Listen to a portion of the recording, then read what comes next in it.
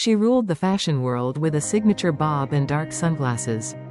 For over 3 decades, Anna Wintour defined what was in and what was out. But now, a new era has begun. Welcome to Name, where we dive deep into the stories behind the headlines. Today, we're exploring the extraordinary career of Anna Wintour, and why, after 36 years at the helm of Vogue, she finally stepped down as editor-in-chief. The rise of a fashion icon. Born in London in 1949, Anna Wintour was practically destined for media greatness. Her father, Charles Wintour, was a prominent newspaper editor. By her early 20s, she was already working at Harper's & Queen, then Harper's Bazaar, before landing in New York at Vogue in the early 1980s. In 1988, she was appointed editor-in-chief of American Vogue. Fashion was about to change forever. Wintour brought boldness to the magazine's covers, often mixing high fashion with street style, and giving a platform to rising designers and models. Her vision helped turn Vogue into the global authority on fashion and culture. She helped launch the careers of countless designers, from Alexander McQueen to Marc Jacobs and Tom Ford.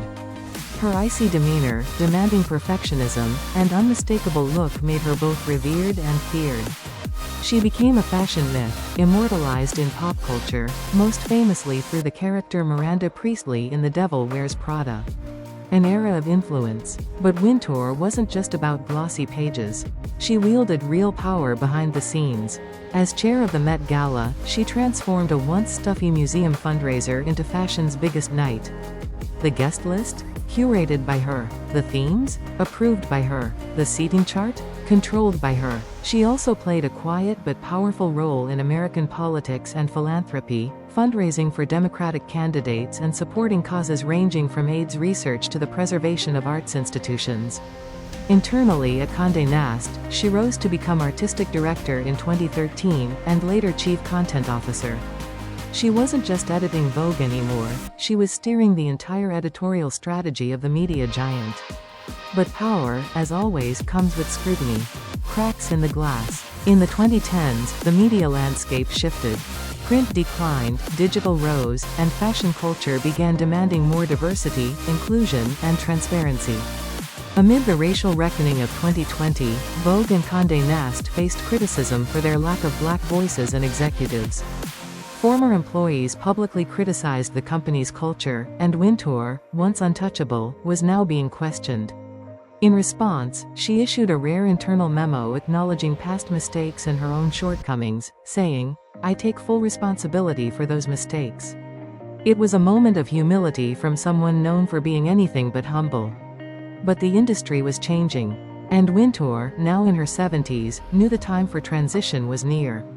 The step down. The news quietly broke. Anna Wintour would step down as editor-in-chief of Vogue. It wasn't a complete departure. She retained her role as chief content officer at Condé Nast, continuing to influence global editorial strategy. But stepping down from Vogue itself marked the end of an era.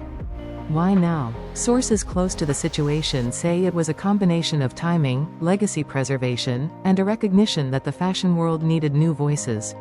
Wintour herself had reportedly been involved in selecting her successor, aiming to ensure continuity while bringing fresh energy into the role.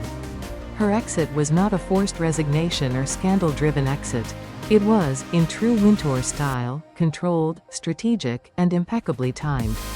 Her legacy. So what is Anna Wintour's legacy? She elevated fashion journalism to a new level.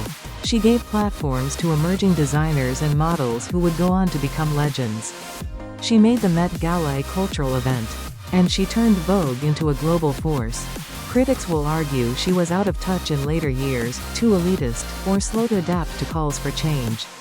But even they can't deny, she reshaped an entire industry.